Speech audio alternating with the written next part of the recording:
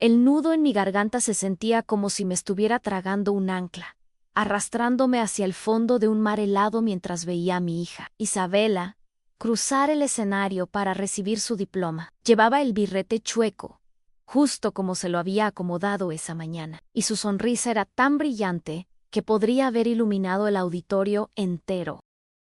Debería haber sido el día más feliz de mi vida, la culminación de 20 años de sacrificios, de noches sin dormir, de trabajar el doble para que ella y su padre tuvieran la vida que yo nunca pude soñar. Pero en lugar de aplaudir, yo estaba sentada en la parte trasera de una camioneta sin ventanas, con las muñecas frías por el metal de las esposas y el corazón hecho pedazos. Mi esposo David, el hombre por el que había renunciado a todo, había cumplido su promesa. Me había deportado justo el día de la graduación de nuestra hija, mientras los agentes de ICE me explicaban mis derechos en un inglés monótono y sin alma. Lo único que podía pensar era en la sonrisa de David esa mañana, una sonrisa tensa, casi imperceptible, cuando me deseó suerte, suerte para el viaje que él mismo había orquestado. Pero lo que él no sabía, lo que nunca imaginó en su calculado plan de traición, era que en mi desesperación de los últimos meses yo había descubierto su secreto, uno que no solo detendría mi deportación, sino que haría que su mundo perfecto se viniera abajo como un castillo de naipes. Antes de continuar, ¿podrías por favor SUSCRIBIRTE a mi canal, haciendo clic en el botón de abajo y comentar Yo venceré para atraer energías positivas? Todo había comenzado como una historia de amor, o al menos eso me repetía a mí misma. Conocí a David en un pequeño restaurante en Houston, donde yo trabajaba como mesera. Tenía 22 años y apenas llevaba 2 en este país, habiendo cruzado la frontera desde mi natal Durango con la esperanza de mandar dinero a mis padres. Él era un estudiante de arquitectura, lleno de sueños y con una sonrisa que te hacía sentir que todo era posible. Me enamoré de sus ambiciones, de cómo hablaba del futuro, de los edificios que diseñaría. Nos casamos un año después. Yo dejé mi segundo trabajo limpiando oficinas para poder apoyarlo, para asegurarme de que tuviera la comida caliente y la ropa limpia, para que pudiera concentrarse en sus estudios. Cada centavo que ganaba iba para nuestra pequeña familia, para pagar su colegiatura, sus libros, sus materiales. Me prometió que en cuanto se graduara y consiguiera un buen trabajo, arreglaría mis papeles. Era una promesa susurrada en la oscuridad, una zanahoria que mantuvo frente a mí durante años. Cuando nació Isabela, sentí que nuestra familia estaba completa, que todos mis sacrificios tenían un propósito. Ella era la prueba viviente de nuestro amor. Pero poco después de que David se graduó, las cosas empezaron a cambiar. Al principio fue sutil, llegaba más tarde a casa, olía un perfume que no era el mío, y las llamadas telefónicas se volvieron susurros apresurados en otra habitación. Cuando le preguntaba, siempre tenía una excusa en reuniones con clientes, proyectos de último momento. El hombre que antes compartía cada detalle de su día conmigo se convirtió en un extraño que vivía en mi casa. ¿Qué hora es allá donde estás mientras oyes mi historia? A veces, en la quietud de la noche, me pregunto cuántas otras como yo estarán viviendo una mentira sin siquiera saberlo. El distanciamiento emocional pronto se convirtió en control. Empezó a criticar mi forma de vestir, mi acento, la comida que cocinaba. Me recordaba constantemente mi estatus migratorio, usándolo como un arma para mantenerme callada. El distanciamiento emocional pronto se convirtió en control. Empezó a criticar mi forma de vestir, mi acento, la comida que cocinaba. Me recordaba constantemente mi estatus migratorio, usándolo como un arma para mantenerme callada. Si te quejas, una llamada es todo lo que se necesita para que te manden de vuelta a tu pueblo polvoriento, me dijo una noche después de una discusión. Isabela se quedaría conmigo, por supuesto. Ella es ciudadana. Tú no eres nadie aquí. Me convertí en una prisionera en mi propia casa, caminando de puntillas para no despertar al monstruo. Mi mundo se redujo a Isabela. Ella era mi sol, mi razón para seguir respirando. Pero a medida que ella crecía, también crecía mi miedo. El mini clímax de mi silenciosa desesperación llegó una tarde de martes. David había salido a una cena de negocios. Yo estaba ayudando a Isabela con su tarea cuando mi teléfono sonó. Era un número desconocido. Una voz de mujer, temblorosa, preguntó por David en Lee. Dije que no estaba. Hubo un silencio y luego, antes de colgar, la mujer dijo algo que me heló la sangre en Dial, que Mónica llamó. Que no puedo creer que vaya a hacerle esto a su propia familia solo por quedarse con la casa y la custodia de la niña. El teléfono se quedó mudo, pero mi mente empezó a conectar los puntos las llamadas secretas, el distanciamiento, las amenazas. No era solo una infidelidad, era unplanned. Una conspiración para borrarme de sus vidas. Esa noche, cuando David llegó, lo confronté. Al principio lo negó todo. Me llamó loca, paranoica. Pero cuando mencioné el nombre de Mónica, su rostro cambió, la máscara se cayó y vi al hombre cruel y calculador en el que se había convertido. Sí, admitió finalmente, con una frialdad que me quemó por dentro, estoy con ella. Y voy a pedir el divorcio, pero Isabela se queda conmigo. No vas a pelear por la custodia, porque para cuando llegue la audiencia, tú ya no estarás en este país. Sentí que el suelo se abría bajo mis pies. La humillación de ser reemplazada era una cosa, pero la idea de perder a mi hija era un dolor físico, una herida mortal. ¿Cómo puedes hacerme esto, David, después de todo lo que hice por ti, de todos los sacrificios? Precisamente por eso, respondió, porque ya no te necesito. Me serviste para pagarme la carrera y criar a mi hija en sus primeros años. Ahora Mónica y yo podemos darle una vida mejor, una vida americana, sin el lastre de una esposa ilegal. Fue entonces cuando vi la notificación en la mesa de la cocina, una carta de la escuela que había pasado por alto en mi angustia. Era la invitación a la ceremonia de graduación de Isabela. El 15 de junio miré a David y entendí. No era una coincidencia. Quería que mi último recuerdo en este país fuera el triunfo de nuestra hija. Un triunfo del que él me estaba expulsando. Déjame en los comentarios desde qué país me escuchas, porque esta traición no conoce fronteras. En los días siguientes, viví en una niebla de terror. Lloraba en silencio en la ducha. Abrazaba a Isabela con una desesperación que ella no podía entender. Fue entonces cuando recordé algo, un detalle que David había olvidado en su arrogancia. Hacía unos meses, me había pedido que grabara una de sus conferencias telefónicas con un cliente importante porque él tenía que salir. Me enseñó a usar una aplicación en su computadora que grababa y transcribía todo.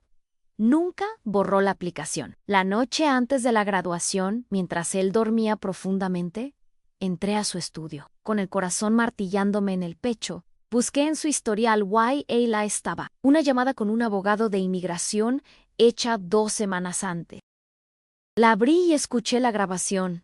Mi arma secreta. La voz de David, clara y calmada, explicaba su plan. Quería saber cuál era la forma más rápida y efectiva de deportar a su esposa para asegurar la custodia completa de su hija. El abogado le aconsejó que una denuncia anónima, combinada con el hecho de que yo no tenía un estatus legal, haría el proceso casi inmediato, especialmente bajo las nuevas políticas migratorias. David incluso preguntó si podía programar la deportación para una fecha específica. El día de la graduación sería perfecto, se le oía decir en la grabación. Sería poético. Guardé el archivo de audio en una pequeña memoria USB que siempre llevaba conmigo y envié una copia a un correo electrónico que había creado en secreto Anne. Era mi única bala, y sabía que solo tendría una oportunidad para dispararla. El día de la graduación fue una tortura. Fingí normalidad por Isabela. Le ayudé a ponerse su toga y birrete letón foros. Le dije lo orgullosa que estaba de ella. Cuando los agentes de ICE tocaron la puerta, justo cuando nos preparábamos para salir, actué mi papel. Lloré, supliqué, mientras David observaba con su falsa expresión de sorpresa y preocupación. Mientras me llevaban, me permitieron una llamada. No llamé a un abogado. Llamé a mi única amiga de confianza, Elena, y le di las instrucciones. Le di la contraseña de mi correo electrónico y le pedí que enviara el archivo de audio a un contacto que le proporcioné a un periodista de investigación local que había escrito artículos sobre deportaciones injustas. El viaje al centro de detención fue borroso. Solo podía pensar en Isabela, en si David la estaría consolando o si ya estaría celebrando su victoria. Pasaron las horas. Cuando finalmente me llevaron a una sala de interrogatorios, no estaba el agente de ICE que me había arrestado. En su lugar, había dos personas con trajes oscuros, un hombre y una mujer, que se presentaron como agentes del FBI. La gente, una mujer llamada la Justicia Poética, me explicó que habían recibido una pista anónima, una grabación que sugería una conspiración para cometer fraude migratorio y abuso procesal con el fin de manipular una batalla de custodia. El periodista había hecho su trabajo. Pusieron la grabación y me pidieron que confirmara si la voz era la de mi esposo. Sir responde. Y todo salió a la luz. Mi historia, los años de sacrificio, las amenazas. El plan de David, lo que David no sabía, era que usar el sistema de inmigración como un arma para una venganza personal era un delito federal grave. Mientras yo estaba siendo entrevistada por el FBI, otros agentes estaban llegando a la casa de David, justo cuando él y Mónica celebraban con champán. Lo arrestaron por conspiración, perjurio y obstrucción de la justicia. La noticia de su arresto me llegó a través del agente del FBI. Su imperio, construido sobre mi espalda, se había derrumbado. Fui liberada esa misma noche. Cuando llegué a casa, Isabel estaba dormida. Cuidada por Elena, la abracé, inhalando el olor de su cabello, la prueba de que mi lucha había valido la pena. ¿Alguna vez has vivido algo parecido? A veces, la justicia llega de las formas más inesperadas. Hoy, mi vida es muy diferente.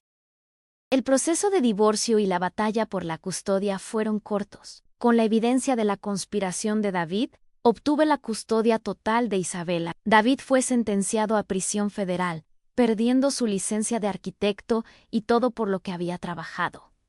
Su traición le costó su libertad y su futuro. Yo, por otro lado, encontré una fuerza que no sabía que poseía. Con la ayuda de una visa U, otorgada a víctimas de crímenes que han cooperado con las autoridades. Finalmente estoy en proceso de obtener mi residencia. Isabela y yo estamos construyendo una nueva vida. Una basada en la honestidad y el respeto. La traición de David fue el dolor más profundo que he experimentado, pero también fue mi liberación. Me enseñó que no soy la esposa illegal que él intentaba hacerme creer que era.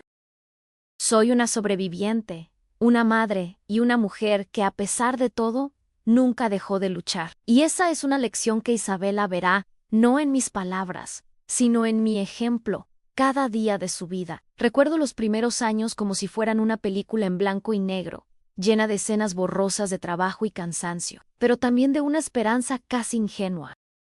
Cuando nos mudamos a nuestro primer departamentito, un espacio minúsculo con olor a humedad y cucarachas que parecían pagar renta, me sentía la mujer más afortunada del mundo. Aaron, cada plato que lavaba, cada piso que trapeaba, lo hacía con una energía que venía del corazón. David estudiaba hasta tarde, rodeado de planos y maquetas, y yo le preparaba café, le masajeaba los hombros y le repetía que iba a ser el mejor arquitecto de todo Texas. Creía en él con una fe ciega, una devoción que me hacía sentir útil, importante. Dejé que mis propios sueños, los de abrir una pequeña fonda con las recetas de mi abuela, se empolvaran en un rincón de mi mente, porque su sueño se había convertido en el mío. Mis días eran maratones de 16 horas. Salía de casa antes de que saliera el sol para mi turno en el restaurante. Al terminar, corría al otro lado de la ciudad para limpiar un edificio de oficinas. Mis manos siempre estaban agrietadas por el cloro y el jabón, y mis pies hinchados, pero nunca me quejé. Cada dólar que ganaba era un ladrillo más en el edificio de su futuro. Le compraba los mejores materiales para sus maquetas, los libros más caros, la ropa presentable para sus entrevistas. Yo, mientras tanto, usaba los mismos 2 pares de zapatos hasta que las suelas se despegaban y remendaba mis uniformes una y otra vez. Él a veces me decía, con una ternura que ahora me parece una actuación macabra: pronto, mi amor, todo esto cambiará. Te compraré un closet lleno de vestidos y zapatos. Yo la creía, porque creerle era lo único que me mantenía en pie. Era mi ancla en un país que no sentía mío, mi promesa de un mañana mejor. La llegada de Isabela fue como un estallido de color en nuestra vida monocromática. Sostenerla en mis brazos por primera vez fue la única vez que sentí que había echado raíces en esta tierra. Era mía, era nuestra. David parecía transformado. El estrés de la universidad se disipó y se convirtió en un padre cariñoso. O al menos eso aparentaba. Le cantaba para dormirla, le cambiaba los pañales, le prometía un futuro brillante. Fue en esa época, con la vulnerabilidad de una madre primeriza y el amor desbordado por mi hija, que mi dependencia de él se hizo absoluta. Él era el ciudadano, el futuro profesional, el hombre que tenía las llaves de nuestro futuro legal. Yo era la madre, la cuidadora, la indocumentada. Cada vez que Isabela se enfermaba, era él quien la llevaba al médico. Cada vez que teníamos que firmar un papel importante, era su nombre el que aparecía. Sin darme cuenta, me había vuelto invisible, una sombra que existía solo a través de él y de nuestra hija. El día de su graduación fue uno de los más orgullosos de mi vida. Lo vi allí, con su toga y birrete, y sentí que todo el esfuerzo, cada hora de sueño perdida, cada dolor de espalda, había valido la pena. Lloré en silencio desde mi asiento, sintiéndome parte de su triunfo. Consiguió trabajo casi de inmediato en una firma prestigiosa. Nuestro nivel de vida cambió drásticamente. Nos mudamos a una casa en los suburbios, con un patio donde Isabela podía jugar. Compramos un auto nuevo. Finalmente, respiré aliviada. Ahora sí, pensaba, ahora cumplirá su promesa.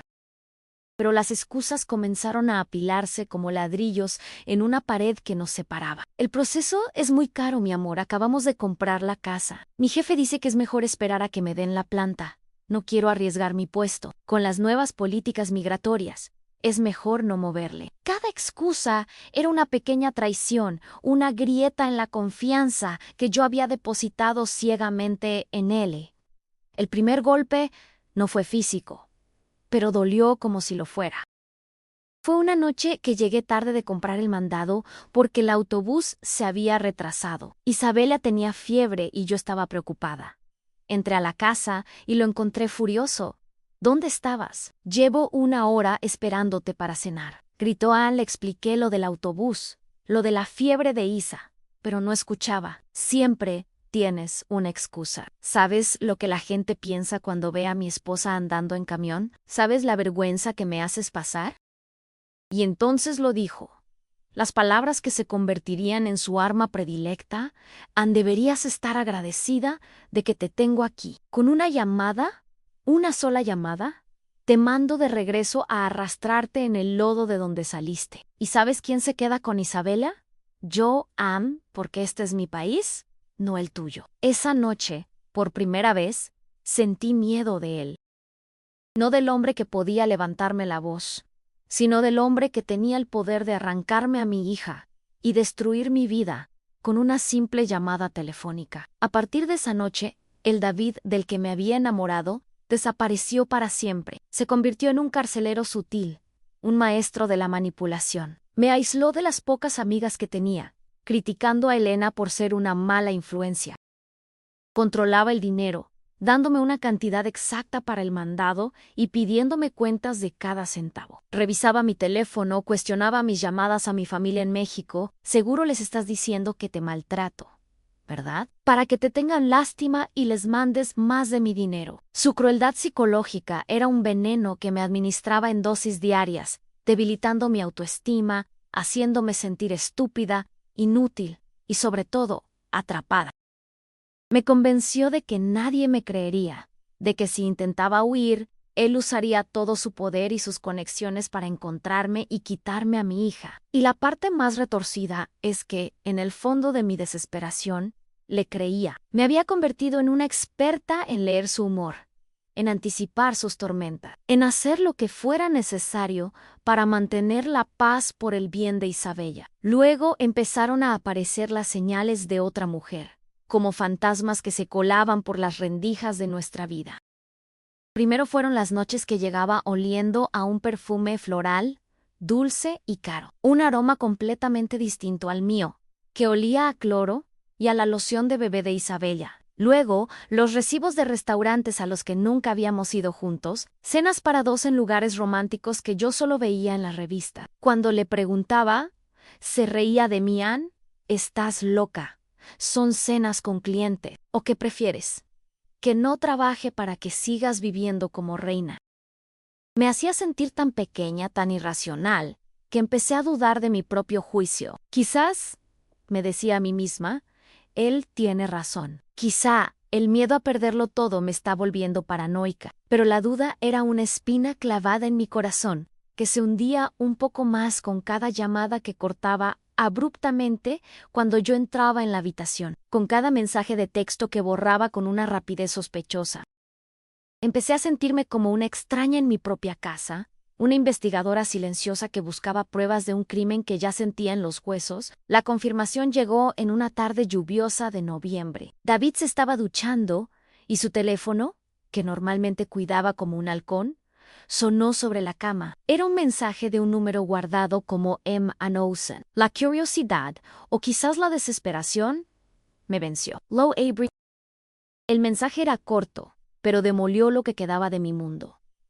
No puedo esperar a que nuestra casa sea solo nuestra. Tay, debajo, una foto de ellos dos, sonriendo, abrazados en lo que parecía ser el porche de nuestra casa, la casa por la que yo había fregado tantos pisos.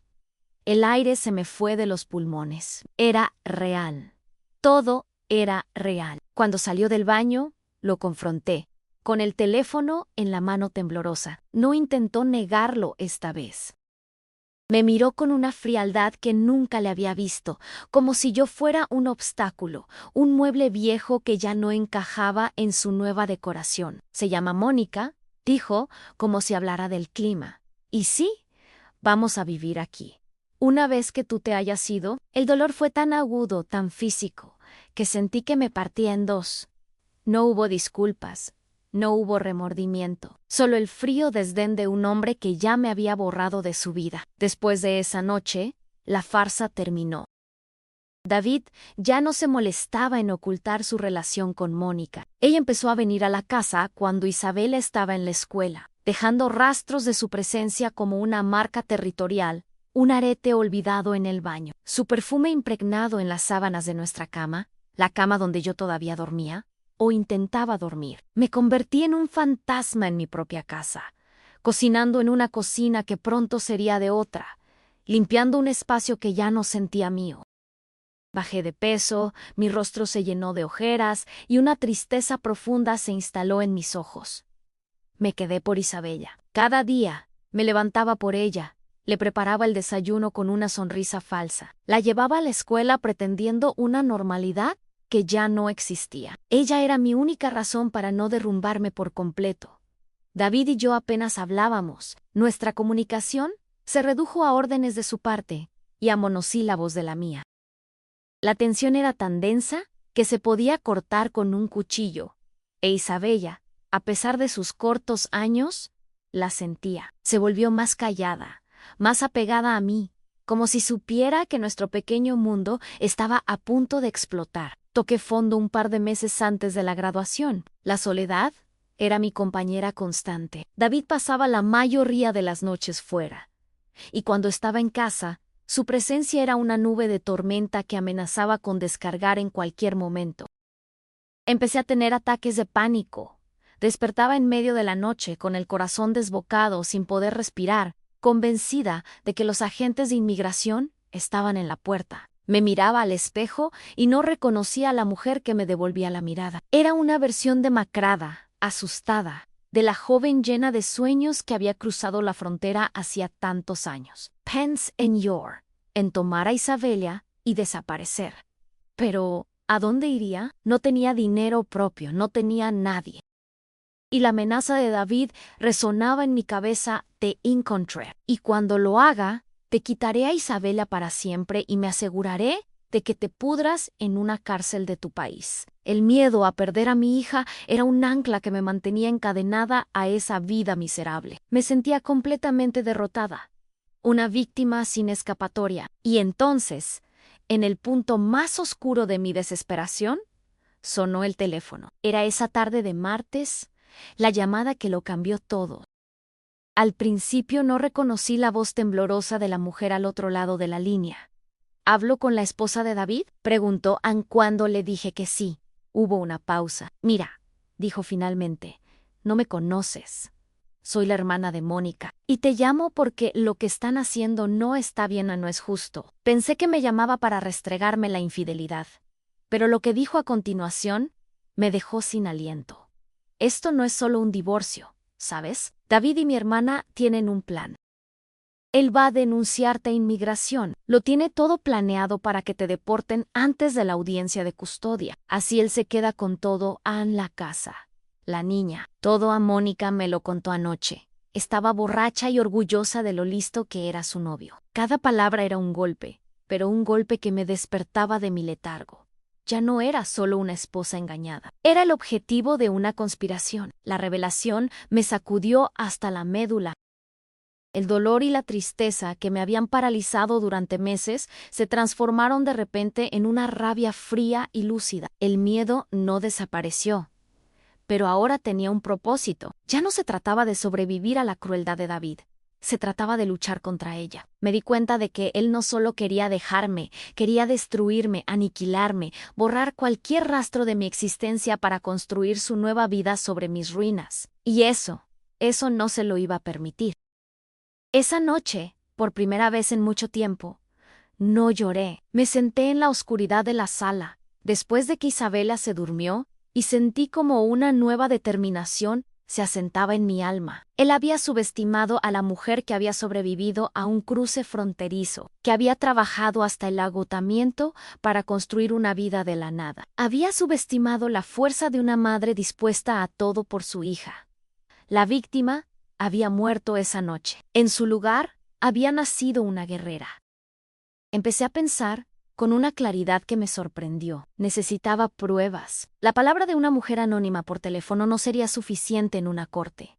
Necesitaba algo sólido, irrefutable. Y entonces, como un relámpago en la oscuridad, recordé la aplicación de grabación en la computadora de David en el corazón. Me empezó a latir con fuerza. Era arriesgado, muy arriesgado. Él era muy celoso de su computadora y de su estudio, pero sabía que era mi única oportunidad.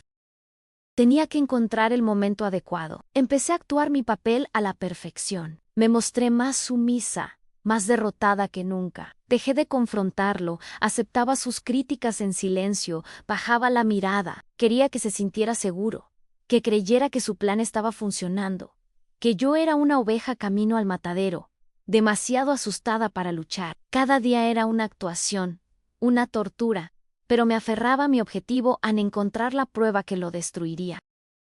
La oportunidad llegó una semana después. David tenía una cena importante con un cliente y Mónica. Se arregló con esmero, se perfumó y salió de la casa sin siquiera despedirse. Esperé una hora, con el corazón en la garganta, para asegurarme de que no regresaría por algo olvidado. Luego, con manos temblorosas, entré a su estudio, un lugar que se había sentido prohibido para mí durante años. Encendí la computadora, rezando para que no le hubiera puesto una nueva contraseña. Por suerte, no lo había hecho. Su ego era su debilidad. Abrí la aplicación de grabación y empecé a buscar en el historial. Había docenas de llamadas, la mayoría con clientes. Mi esperanza empezaba a desvanecerse cuando vi un archivo con un título que me llamó la atención en consulta legal. Inmigración, a nice click. Y entonces escuché su voz, tranquila, fría, metódica, detallando su plan para deportarme. Cada palabra era una puñalada, pero también era la munición que necesitaba.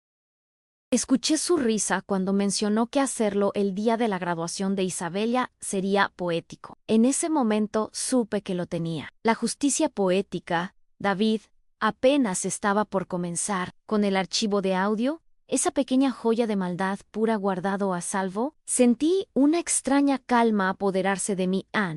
Era la calma del soldado que ya sabe cuál será el campo de batalla y tiene su arma lista. Los días que siguieron hasta la graduación fueron los más largos y extraños de mi vida. Viví en una especie de realidad dual. Por fuera, era la esposa sumisa y derrotada que David esperaba ver. Lloraba en los momentos adecuados. Me mostraba aterrorizada cuando él mencionaba la inminente separación, y jugaba mi papel con una precisión de actriz consumada. Pero por dentro, mi mente era un hervidero de planes y estrategias. Cada noche, después de asegurarme de que David y Isabela dormían, me encerraba en el baño y con una linterna diminuta repasaba mi plan, contactando a Elena a través de un teléfono prepago que me había conseguido. Ella fue mi general en esta guerra silenciosa, mi única aliada. Juntas, trazamos el plan de ataque. Elena contactó a un periodista de investigación, un hombre conocido por su tenacidad y por su desprecio hacia las injusticias del sistema migratorio. Le dio los detalles básicos, sin revelar la prueba principal, solo lo suficiente para despertar su interés de tiburón. Tenemos una historia que podría explotar en la cara de un arquitecto muy respetado de Houston, le dijo. El periodista, como esperábamos, mordió el anzuelo. El día de la graduación amaneció con un sol radiante que se sentía como una burla a la oscuridad que envolvía mi alma. David estaba de un humor extrañamente jovial, tarareando mientras se afeitaba, eligiendo su traje más caro. Me miraba de reojo, con una mezcla de lástima y triunfo en sus ojos. Asegúrate de que Isabela se vea perfecta, me dijo. Quiero que recuerde este día como algo feliz a pesar de todo. La ironía de sus palabras era tan densa que casi me ahogo. Quería que nuestra hija tuviera un último recuerdo feliz conmigo antes de que él me borrara de su vida. Jugué mi papel hasta el final. Le preparé su desayuno favorito, le planché la camisa a la perfección, ayudé a Isabel a ponerse su toga azul, le arreglé el birrete con manos que temblaban solo por dentro, y le tomé fotos, muchas fotos, memorizando cada ángulo de su rostro sonriente. Estoy tan orgullosa de ti, mi amor. Le susurré al oído, y en esa frase se condensaban 20 años de amor de sacrificio, y la promesa silenciosa de que no me rendiría. Cuando el timbre sonó, mi corazón dio un vuelco. Sabía quiénes eran. David fue a abrir la puerta con una expresión de falsa sorpresa que debería haberle valido un Oscar. Y allí estaban, 2 agentes de ICE, un hombre y una mujer, con sus chalecos, sus armas y sus miradas vacías. La escena que siguió fue una obra de teatro grotesca. David fingiendo confusión, preguntando qué pasaba, los agentes explicando que habían recibido una denuncia anónima sobre mi estatus.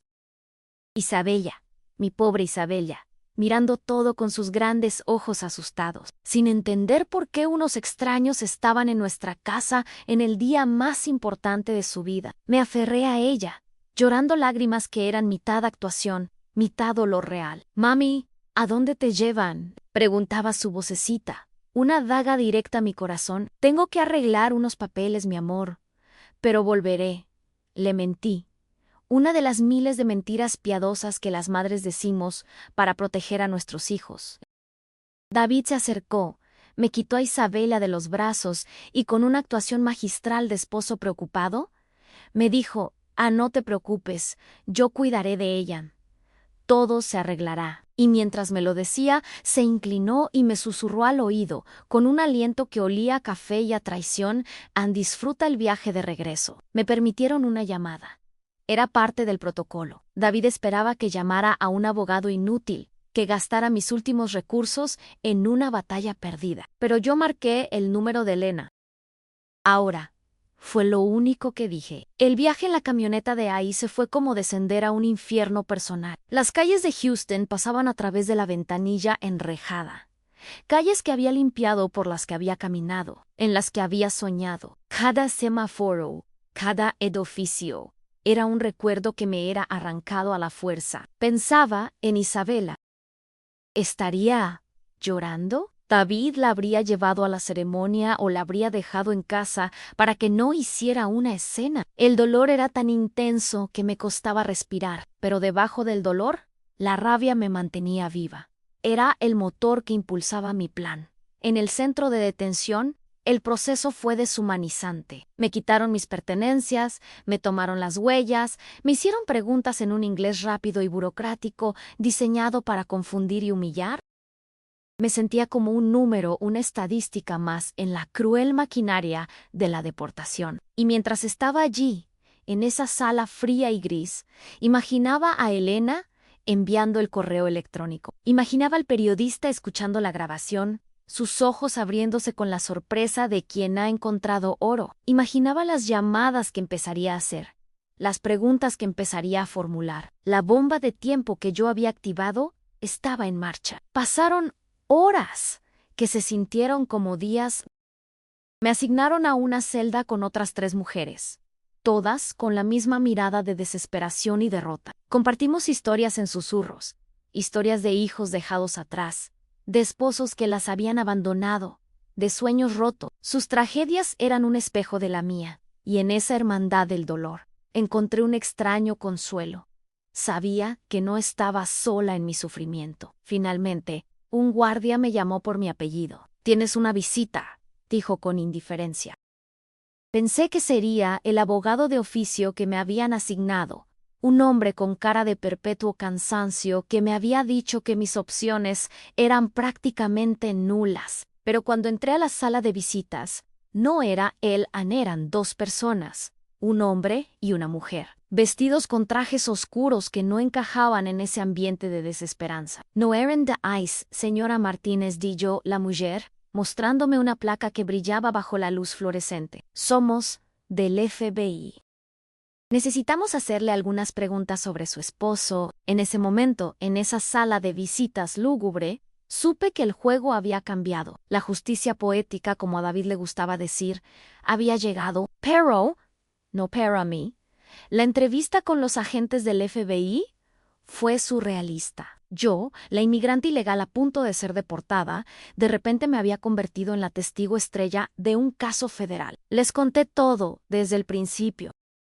Los 20 años de sacrificio, las promesas rotas, la crueldad psicológica, el plan para quitarme a mi hija. Mi historia, que había sido silenciada y despreciada por tanto tiempo, ahora era escuchada con atención, grabada, validada. Cuando les hablé de la grabación, la gente sonrió por primera vez. «Ya la hemos escuchado», dijo. «El periodista nos la entregó esta tarde. Es una evidencia bastante sólida de conspiración para cometer fraude migratorio y obstrucción a la justicia, entre otras cosas». Me explicaron que usar el sistema de inmigración como una herramienta para una disputa de custodia, mintiendo a las autoridades federales en el proceso, era un delito muy grave. David, en su arrogancia, había cruzado una línea que lo llevaría de su pedestal de arquitecto respetado a una celda federal. Mientras hablábamos, me informaron que mi deportación había sido suspendida temporalmente, pendiente de la investigación. Sentí como si una mano invisible hubiera detenido mi caída libre. Mientras yo estaba cooperando con el FBI, un equipo de agentes llegaba a mi casa en los suburbios. Elena me contó los detalles más tarde. David y Mónica estaban celebrando. Habían descorchado una botella de champán caro, brindando por su futuro, por la casa que ahora era solo suya. La graduación de Isabela, el evento que David había elegido como el clímax de su crueldad, ni siquiera había terminado. Habían dejado a la niña con los padres de Mónica después de la ceremonia. Ansiosos por empezar su nueva vida, sin mí fue en medio de su brindis que los agentes del FBI tocaron a la puerta. La expresión en el rostro de David cuando vio las placas, cuando escuchó las palabras conspiración y arresto, debió haber sido una obra de arte. Su mundo perfecto, construido sobre mis cenizas, se estaba incendiando ante sus ojos. Lo arrestaron allí mismo, en la sala que yo había decorado, frente a la mujer por la que me había traicionado. La justicia, a veces, tiene un sentido del humor exquisitamente macabro. Salí del centro de detención esa misma noche. La burocracia, que había sido tan eficiente para deportarme, de repente se volvió ágil para liberarme.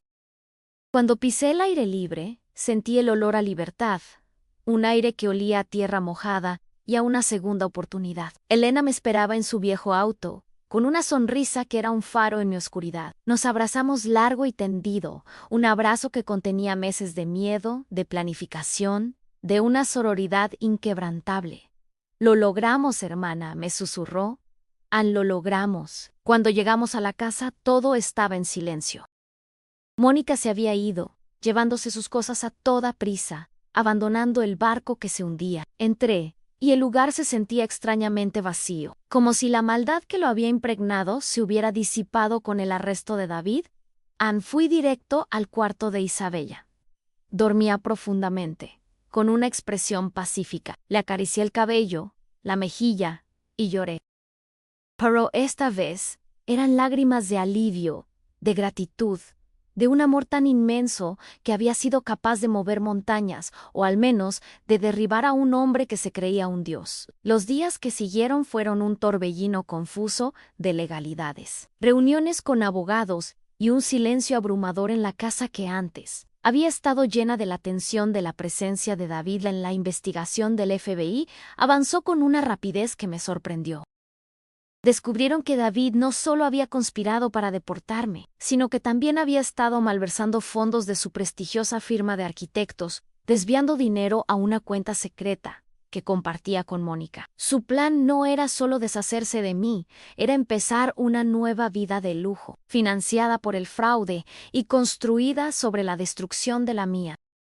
Cada revelación era una nueva capa de su engaño que se despegaba, mostrando al monstruo que se escondía debajo del esposo modelo y profesional exitoso. Yo, mientras tanto, me aferraba a la rutina como un náufrago a una tabla. Llevaba a Isabela a la escuela, le preparaba sus comidas favoritas, la ayudaba con la tarea, intentaba construir un caparazón de normalidad alrededor de ella, para protegerla del caos que su padre había desatado.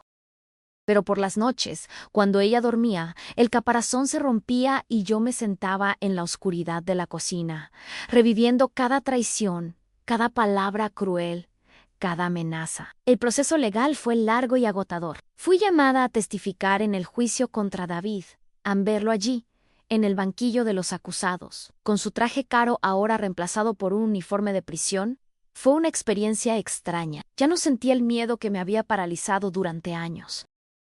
Lo miré a los ojos y por primera vez él fue quien desvió la mirada. Conté mi historia, mi verdad, con una voz que no tembló. Hablé de los sacrificios, de las promesas susurradas en la noche, del control, de las amenazas, del plan meticuloso para destruirme. La grabación de su llamada con el abogado de inmigración fue la pieza central, el clavo final en el ataúd de su credibilidad. Mónica, intentando salvar su propio pellejo, testificó en su contra, pintándose como una víctima más de sus manipulaciones. El jurado no tardó en deliberar. David fue declarado culpable de todos los cargos en conspiración, fraude migratorio, obstrucción de la justicia y malversación de fondos. La sentencia fue dura, mucho más de lo que esperaban años de prisión, la pérdida de su licencia profesional y la obligación de restituir cada centavo que había robado.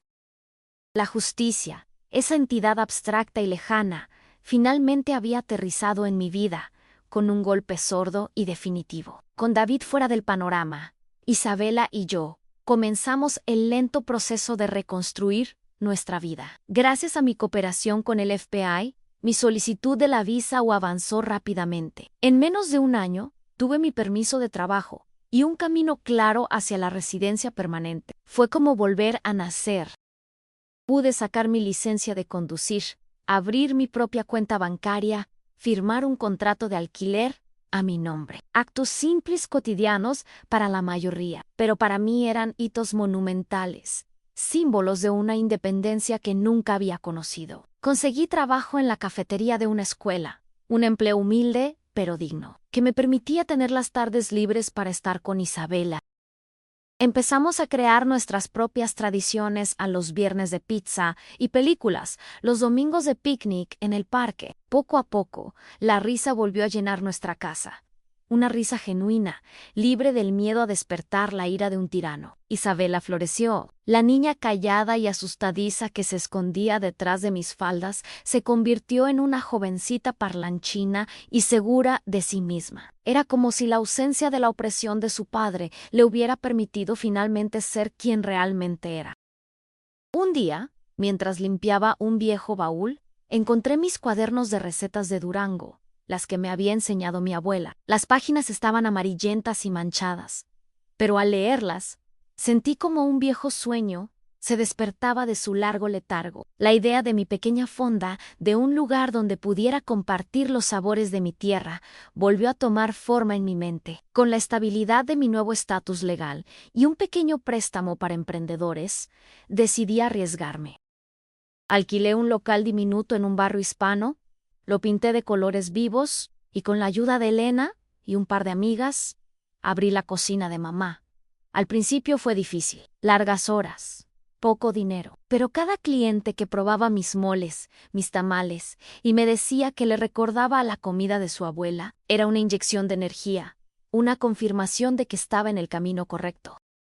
Isabella pasaba las tardes allí después de la escuela, haciendo su tarea en una de las mesas del rincón, llenando el pequeño local con su alegría. Se convirtió en nuestra segunda casa, un santuario construido con trabajo duro, amor y mucha sazón. Mi restaurante, la cocina de mamá, se convirtió en un refugio para muchos. Un pedacito de México en el corazón de Houston. No solo servía comida, servía recuerdos.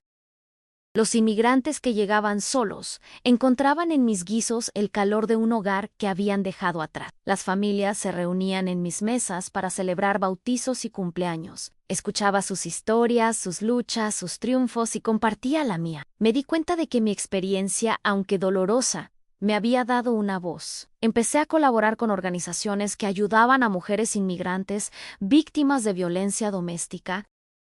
Les contaba mi historia, no para que sintieran lástima, sino para que vieran que había una salida, que el miedo no tenía por qué ser una sentencia perpetua. Les explicaba sus derechos, las guiaba hacia los recursos legales, les ofrecía un plato de comida caliente y un oído dispuesto a escuchar sin juzgar. Descubrí que al ayudar a otras a sanar, yo también sanaba. La herida que David había dejado en mi alma, aunque nunca desaparecería del todo, se estaba convirtiendo en una cicatriz, un recordatorio de mi fuerza, no de mi debilidad. Isabella creció entre el aroma de las especias y las conversaciones de los clientes. Se convirtió en una joven brillante, bilingüe y bicultural, con una conciencia social que me llenaba de orgullo.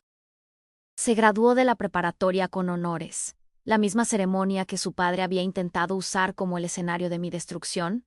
Se convirtió en el símbolo de nuestro renacimiento. Cuando cruzó el escenario, esta vez fui yo quien aplaudió, con lágrimas en los ojos, pero lágrimas de pura felicidad. La vi allí, tan llena de promesas, tan dueña de su futuro, y supe que cada sacrificio, cada lágrima, cada noche de miedo, había valido la pena. Ella era mi obra maestra. Mi Mayo era triunfo. Entró a la universidad para estudiar Derecho, con la meta de convertirse en abogada de inmigración. Quiero luchar por las mujeres como tú, mamá, me dijo una noche, mientras cenábamos en el restaurante. Quiero asegurarme de que nadie más tenga que pasar por lo que tú pasaste. En ese momento, entendí el verdadero significado de la justicia poética. No era la caída de David, era el ascenso de Isabela. A veces, en las noches tranquilas, cuando el restaurante está cerrado y el silencio se instala, me siento en una de las mesas con una taza de café de olla y pienso en el largo camino que he recorrido. Pienso en la joven asustada que cruzó la frontera con nada más que un sueño, en la esposa invisible que sacrificó todo por un amor que resultó ser una mentira, en la madre aterrorizada que luchó como una leona por su hija, y en la mujer que soy ahora, dueña de mi propio negocio, líder en mi comunidad, madre de una futura abogada. La vida no me dio lo que yo esperaba, pero me dio algo mucho más valioso en mí. Dio la oportunidad de descubrir la fuerza que siempre estuvo dentro de mí. David intentó borrarme, pero en su intento, sin quererlo, me dio las herramientas para reescribir mi propia historia. Una historia que ya no trata sobre su traición, sino sobre mi resiliencia. Hoy, cuando alguien me pregunta de dónde soy, ya no siento esa punzada de miedo, esa necesidad de justificar mi existencia. Soy de Durango, México, y soy de Houston, Texas. Soy una mezcla de mis raíces y de las ramas que he logrado extender en esta tierra. Soy la prueba de que un papel no define quién eres, de que las fronteras no pueden contener la fuerza del espíritu humano. Mi historia no es única. Hay miles como yo, mujeres y hombres que construyen este país en silencio, que aman, que sueñan, que luchan a pesar de los obstáculos. Si estás escuchando esto y te sientes atrapado, si crees que no hay salida, quiero que sepas que sí la hay.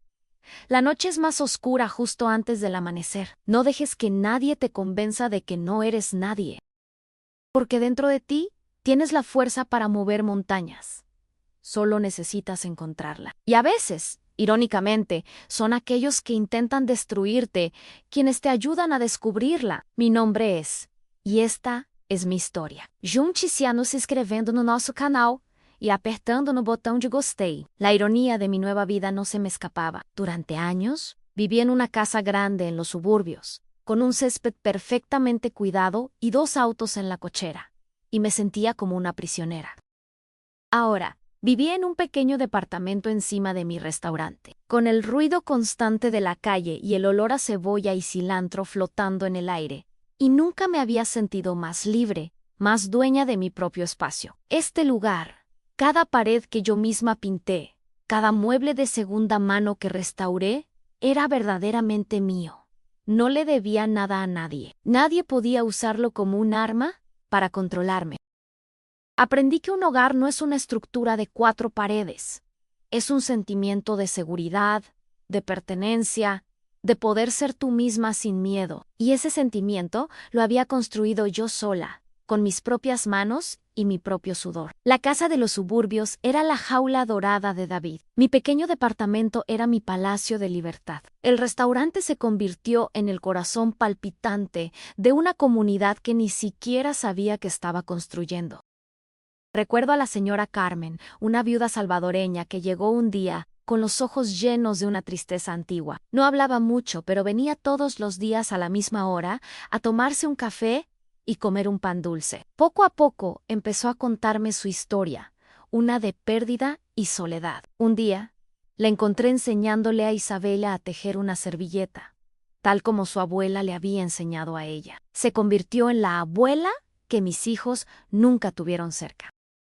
O estaba José, un joven hondureño que había llegado recién cruzado, asustado y sin conocer a nadie. Le di trabajo lavando platos, y con el tiempo se convirtió en mi mejor cocinero y en el hermano Mayo Ere que Isabela nunca tuvo. La cocina de mamá dejó de ser solo mi negocio, se convirtió en una red de apoyo, en una familia elegida, tejida con los hilos de historias compartidas y una resiliencia inquebrantable. Éramos un grupo de sobrevivientes que habíamos encontrado en un plato de mole y una conversación sincera, un antídoto contra la soledad del inmigrante. Un día, casi 3 años después del juicio, llegó una carta con un remitente que me heló la sangre en Correccional Federal de Beaumont. Era de David and Me. Primer impulso fue romperla, quemarla, hacerla desaparecer. ¿Qué podía tener que decirme que yo quisiera escuchar? ¿Más mentiras? ¿Más justificaciones? Elena, que estaba conmigo en ese momento, me vio palidecer. No tienes que leerla, me dijo suavemente. Y tenía razón. No le debía nada, ni siquiera la cortesía de leer sus palabras. Pero la curiosidad, esa parte de mí que todavía necesitaba entender el porqué de tanta maldad, era más fuerte. Dejé la carta sobre la barra de la cocina durante una semana entera. La miraba cada mañana, como si fuera una pequeña bomba sin estallar. ¿Qué buscaba? ¿El perdón? ¿La lástima? ¿O era otro intento de manipulación? Una última jugada desde su celda para intentar perturbar la paz que tanto me había costado construir. La carta era una puerta a un pasado que había luchado por cerrar, y no estaba segura de tener la fuerza para volver a abrirla, ni siquiera un poco. Finalmente, una noche, cuando Isabela dormía y la casa estaba en silencio, me serví una copa de vino y me senté a la mesa. Con manos temblorosas, Avery el Sobra, la caligrafía de David, antes tan firme y elegante, ahora era temblorosa, insegura. La carta no era lo que esperaba. No era una disculpa directa, era un largo lamento de autocompasión. Hablaba de la presión de tener que ser exitoso, de cómo su ambición lo había consumido, de cómo Mónica lo había manipulado. Me culpaba sutilmente a mí, a mi dependencia, a mi estatus migratorio, que según él, siempre había sido una nube negra sobre su carrera. Se pintaba a sí mismo como una víctima de las circunstancias, un hombre bueno que había tomado malas decisiones. Leí sus palabras, buscando un atisbo de remordimiento genuino. Una sola frase que reconociera el dolor que me había causado, no como un daño colateral de sus ambiciones, sino como un acto deliberado de crueldad. Pero no la encontré. La carta era toda sobre él, su sufrimiento en la cárcel, su futuro arruinado, su injusta caída en desgracia. Era el monólogo de un narcisista que incluso tras las rejas era incapaz de ver más allá de su propio reflejo. Leer esa carta fue, inesperadamente, el acto final de mi liberación. Durante años, una pequeña parte de mí se había aferrado a la pregunta de si yo había hecho algo mal, si de alguna manera había contribuido a su traición. Pero sus palabras, tan llenas de egoísmo y tan vacías de empatía, me mostraron la verdad con una claridad meridiana. Su maldad no tenía nada que ver conmigo, era suya, completamente suya. No era mi culpa, nunca lo fue. Tomé la carta, la doblé cuidadosamente, la llevé al fregadero de la cocina y le prendí fuego. Mientras veía las llamas consumir su caligrafía temblorosa, sentí como si estuviera quemando los últimos vestigios de su poder sobre mí. No la respondí.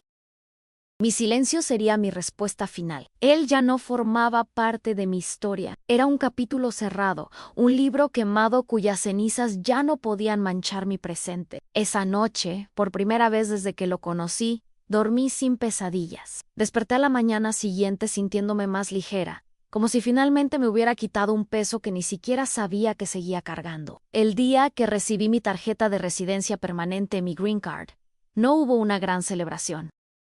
Fue un momento silencioso, personal. Llegó en un sobre oficial por correo.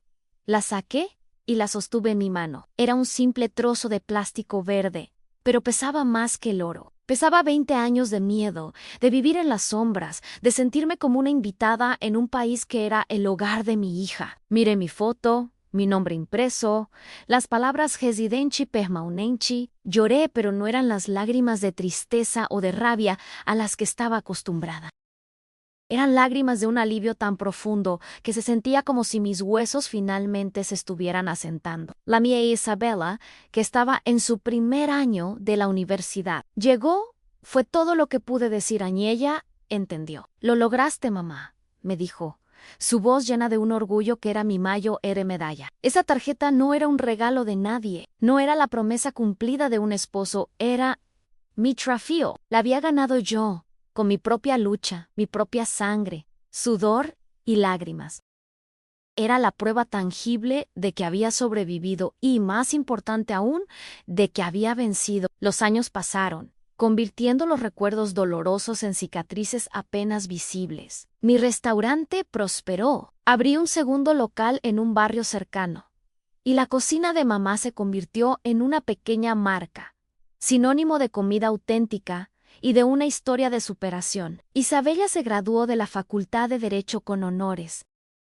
Verla dar su discurso como la mejor de su clase, hablando de justicia y de la defensa de los vulnerables, fue el momento de Mayo R orgullo de mi vida. Se unió a una organización sin fines de lucro que ofrecía asistencia legal a inmigrantes, cumpliendo la promesa que se había hecho a sí misma años atrás. A menudo venía al restaurante después del trabajo, con su portafolio lleno de casos, y discutíamos estrategias legales mientras compartíamos un plato de enchiladas.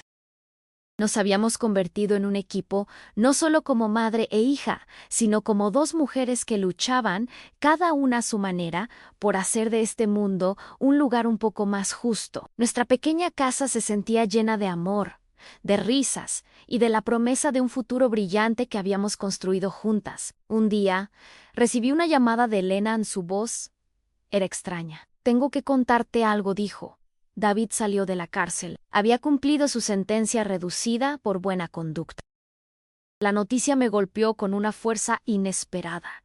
No de miedo, sino de una extraña indiferencia. El hombre que había definido mi vida por tanto tiempo, que había sido el sol y la tormenta de mi existencia, ahora era solo un nombre, un eco de un pasado lejano.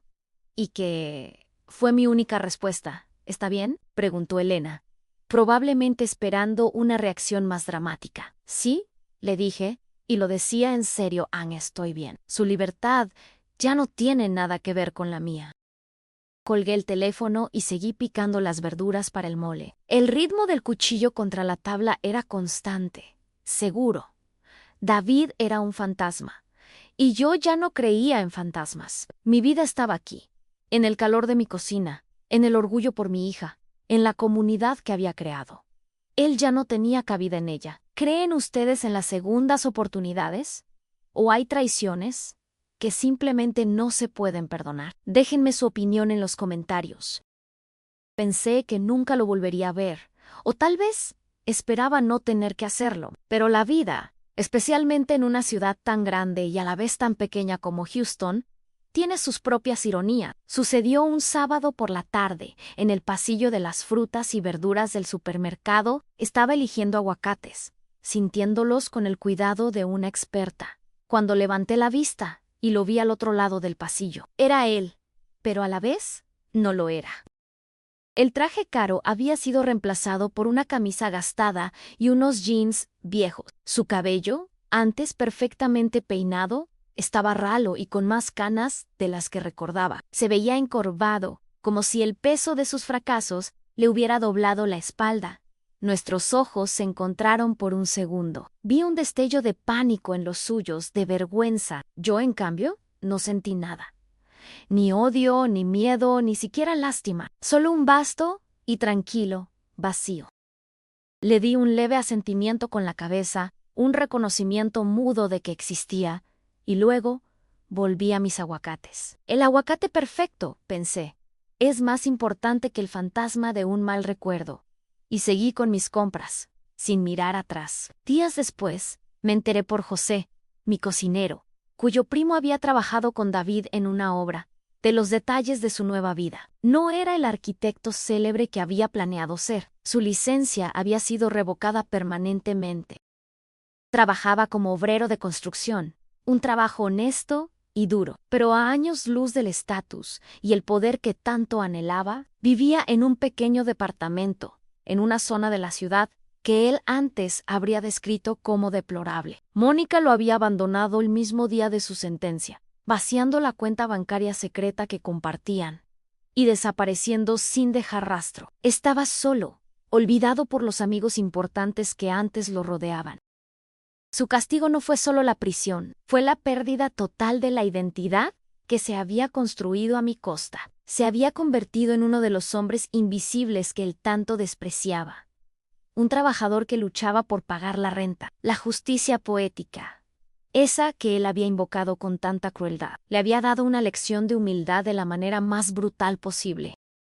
Él, que me había amenazado con mandarme de vuelta a un pueblo polvoriento, ahora vivía en una miseria que yo, con mi pequeño imperio de sabores y comunidad, había dejado muy atrás. Mucha gente me ha preguntado si lo he perdonado. La pregunta siempre me parece extraña. El perdón, en mi mente, implica una especie de absolución, un borrón y cuenta nueva, y hay cosas que no se pueden borrar. La traición de David no fue un simple error, fue una campaña calculada para aniquilar mi existencia. No necesito perdonarlo para estar en paz. Mi paz no depende de él. Mi paz la encuentro cada mañana cuando abro mi restaurante, en la risa de Isabella, en el abrazo de mis amigos, en la satisfacción de saber que todo lo que tengo lo construí yo. Perdonarlo sería darle un poder que ya no tiene. Sería permitirle ocupar un espacio en mi mente que ya no le pertenece. Mi libertad no vino de perdonarlo, vino de olvidarlo, de reducirlo a una nota a pie de página en la gran novela de mi vida.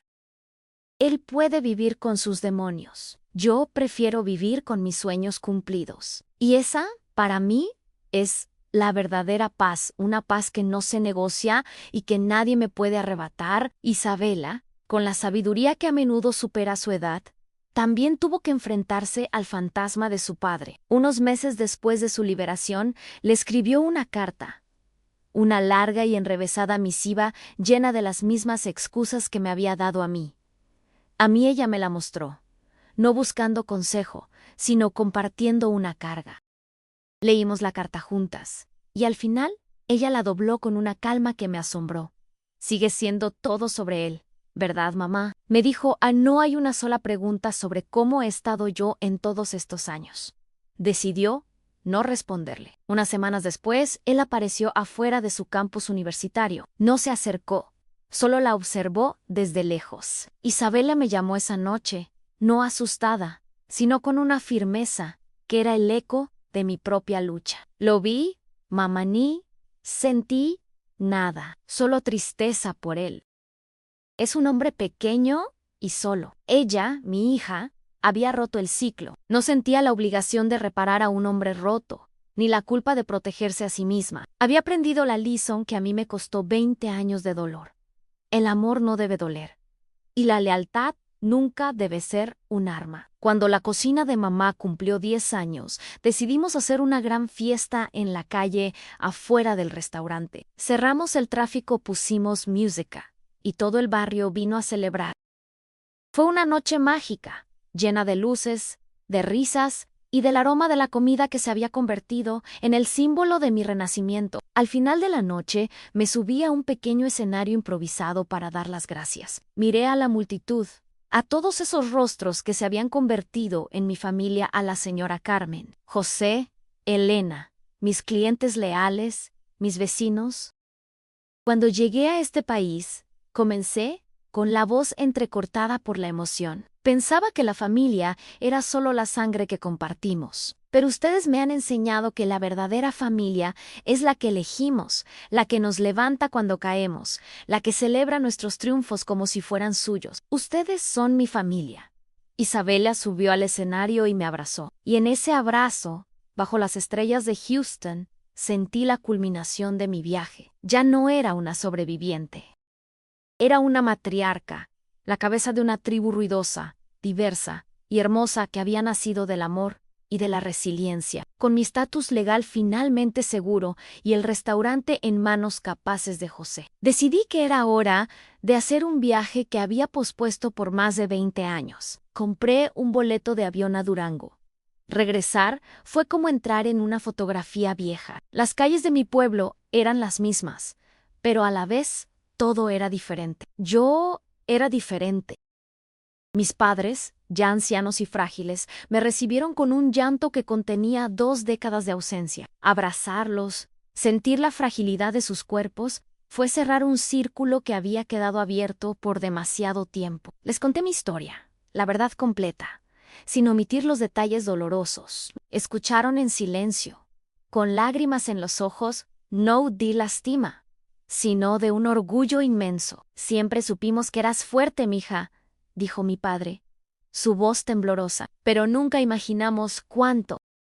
Ya no era la niña asustada que se había ido con la promesa de mandar dinero. Era una mujer que regresaba por sus propios méritos, no con las manos vacías, sino llenas de una vida que había forjado contra todo pronóstico. Mientras caminaba por las plazas de mi infancia, reflexioné sobre el famoso sueño americano. Mi sueño, al principio, había estado atado al de David.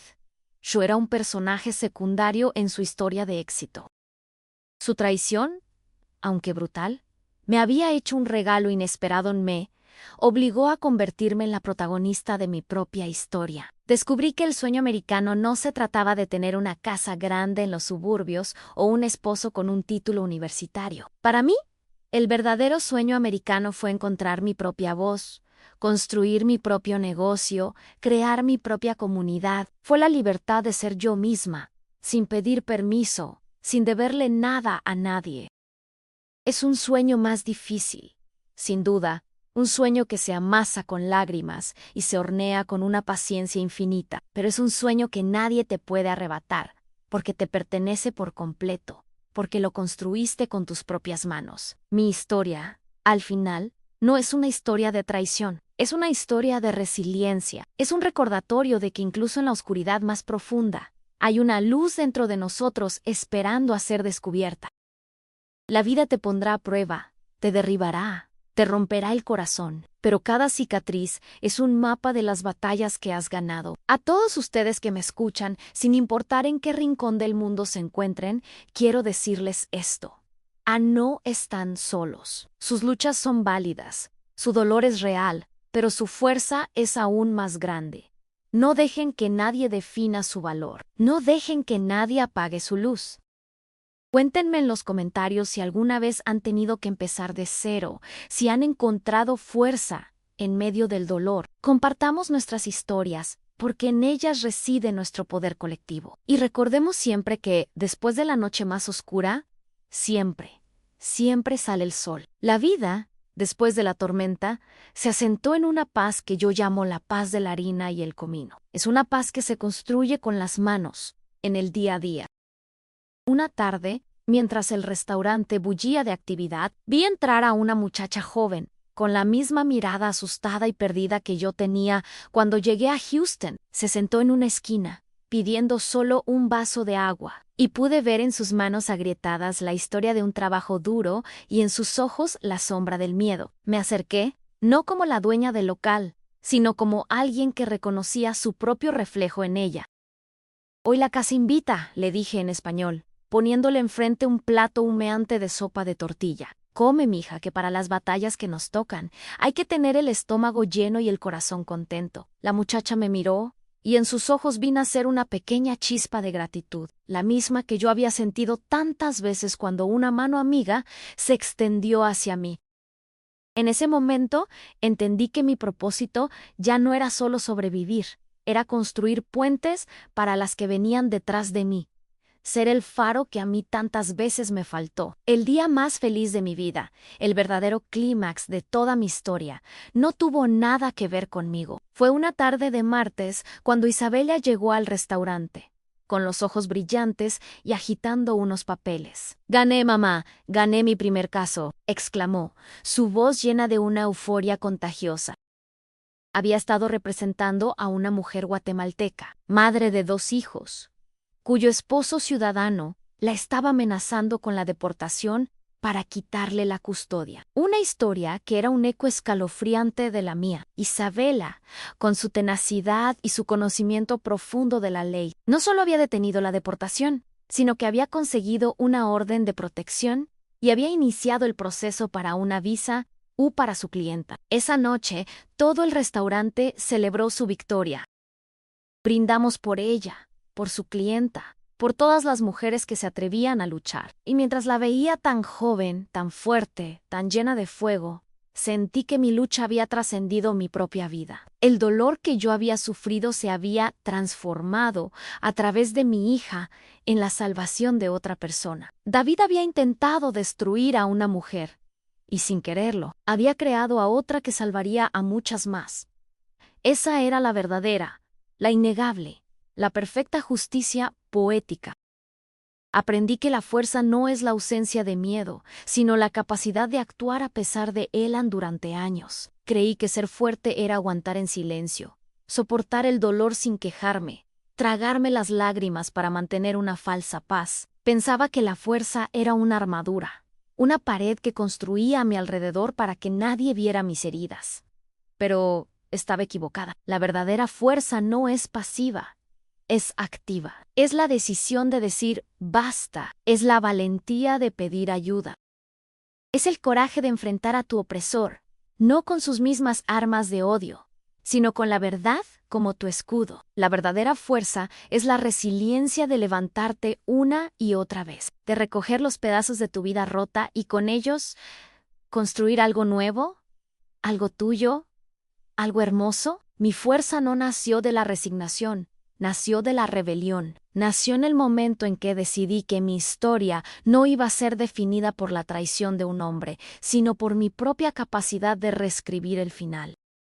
Casi nunca pienso en David. Se ha convertido en una figura borrosa, un personaje secundario de un libro que leí hace mucho tiempo. Pero a veces, cuando veo un edificio de diseño ostentoso o escucho a alguien hablar de estatus y ambición, su recuerdo parpadea brevemente en mi mente. Pienso en él, no con la rabia que me consumió, ni con el dolor que me ahogó, sino con una especie de piedad distante y fría. Él lo tenía todo en talento, oportunidades, una familia que lo amaba, y lo cambió por una ilusión de poder, por un castillo de naipes construido sobre la mentira y la crueldad. Buscaba construir un imperio de acero y cristal, y terminó construyendo su propia prisión, una prisión de soledad y remordimiento. Yo, en cambio, la mujer a la que él consideraba un lastre, construí mi pequeño reino con ingredientes simples a masa, chiles, frijoles. Un reino cuyo tesoro no es el dinero, sino la comunidad,